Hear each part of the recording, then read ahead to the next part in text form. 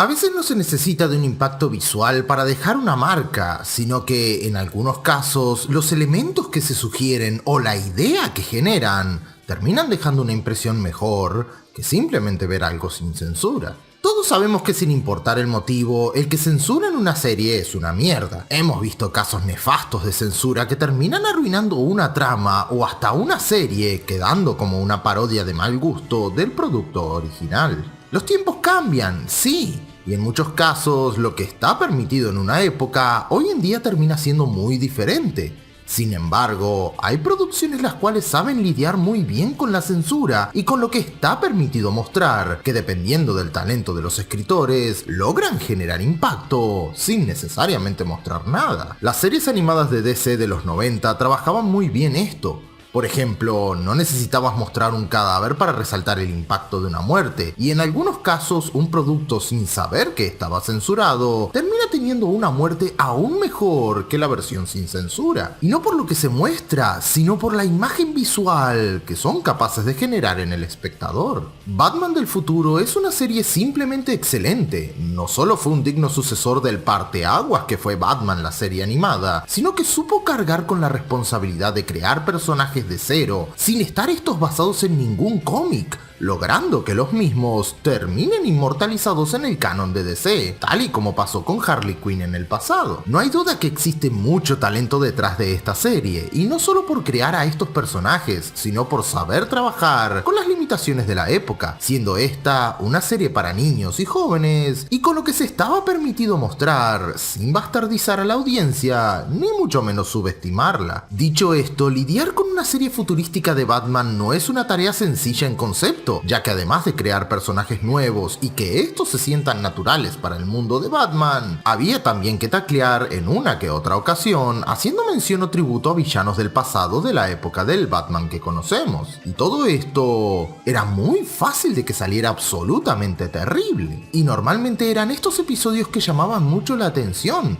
Las apariciones de Freeze, Bane o Ra's al Ghul han sido episodios bastante recordados por los fans, pero hay un villano el cual es imposible omitir. Me refiero al Guasón. Pero con este personaje tenían planeado algo más que un simple capítulo, sino que reservaron para él una película completa, la cual hasta el día de hoy sigue estando bastante arriba en lo que se refiere a las mejores películas animadas de DC en general. Batman del futuro, el regreso del Guasón, si bien en su época no hizo tanto ruido como otras producciones animadas, con el tiempo se fue ganando la fama de un clásico de culto. Dejando todo esto dicho, esta película manejó en mi opinión uno de los momentos más icónicos del canon del universo animado de DC. Me refiero a las muertes del Guasón. Sí, escucharon bien. Me refería a la muerte del Guasón en plural, ya que esta película cuenta con dos versiones, la normal y la sin censura. Si eres un boomer como yo que creció en los 90, seguramente habrás visto esta película numerosas veces en el cable y en la televisión abierta, y en todas esas ocasiones hemos visto la versión censurada, la que estaba permitido transmitir, para luego años después enterarte de que esta película tenía una versión sin censura. A rasgos generales podemos esperar las típicas diferencias de tener más sangre, combates más duraderos y una que otra muerte más sugerente, etcétera, etcétera, etcétera.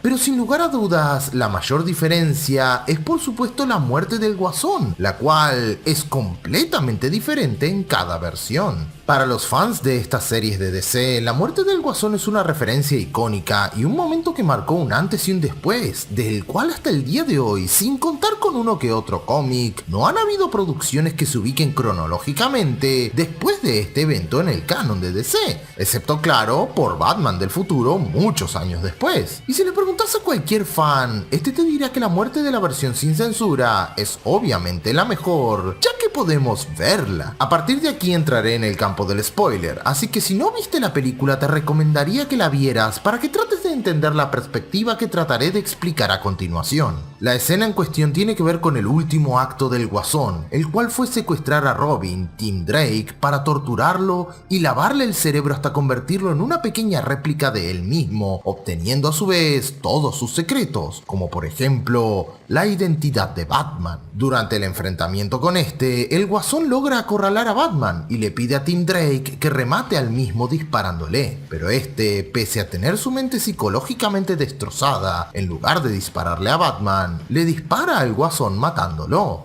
siendo sus últimas palabras: "Esto no es gracioso", para finalmente fallecer. Si bien la escena es lo bastante gráfica para dejar una marca en el espectador, honestamente no la considero lo suficientemente fuerte para que la misma haya tenido que ser censurada. Es decir, no vemos puntualmente un disparo visceral y tampoco es la primera vez que vemos personajes fallecer. La serie animada lo había hecho con personajes importantes como Batichica, aunque esta escena había sido un sueño. Y tratándose de un Robin, más allá del daño psicológico, no encuentro el matar a un villano el cual cometió crímenes atroces de un disparo que sea lo suficientemente traumatizante como para generar los conflictos establecidos más adelante en la película. Analizándolo desde una perspectiva lógica, se puede interpretar esta muerte anticlimática como poética para el Guasón. Un ser que siempre se encarga de hacer todo estrafalario y llamativo, el morir de un disparo es como una manera de terminar con él sin que se lleve ninguna gloria. Pero de nuevo esto sigue sin convencerme y honestamente si lo analizo sigo encontrando la muerte del Guasón de la versión censurada mucho mejor planteada y con implicaciones mucho mayores, tanto por lo que vemos como por lo que no vemos. Ya dije antes que los productores de la serie no tenían problemas por lidiar con elementos como la muerte y tampoco era necesario el mostrar un cadáver para generar el impacto deseado en la audiencia. La muerte de los padres de Dick Grayson es un ejemplo perfecto de ello. Dejando esto de lado, pasaré a explicar la muerte del Guasón de la versión censurada. La escena transcurre igual.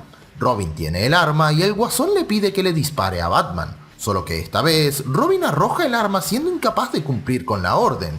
En su lugar, Robin se lanza contra el Guasón empujándolo hacia el laboratorio, estrellándose contra un contenedor de agua, quedando enredado en unos cables. El Guasón resbala y acciona una palanca electrocutándose. Aunque no muestran la escena puntual, se muestra el asilo de Arkham de lejos, mientras un grito desgarrador del Guasón se escucha. Intentemos analizar esto. Si bien no vemos al Guasón morir, es bastante claro que lo hizo, y de la manera en la que lo hizo. Ahora, pongámonos en la perspectiva de Tim Drake. ¿Qué resulta más impactante de ver? ¿Al Guasón morir de un disparo que le ejecutaste o el verlo morir electrocutado, retorciéndose y, en palabras del propio Tim Drake más adelante en la película, el recordar constantemente su rostro con los ojos muertos aún sonriéndole? Creo que esa es una visión más fuerte que un simple disparo. Y de eso se trata la imagen visual. Los productores de la serie no necesitaban necesariamente el mostrar el cadáver para implicar lo gráfico de una muerte, y en comparación, considero más impactante la muerte censurada. Sí, el ver morir al Guasón tiene su peso, pero para una película la cual debió lidiar con el peso de la censura, lograron una escena sólida, lo suficientemente fuerte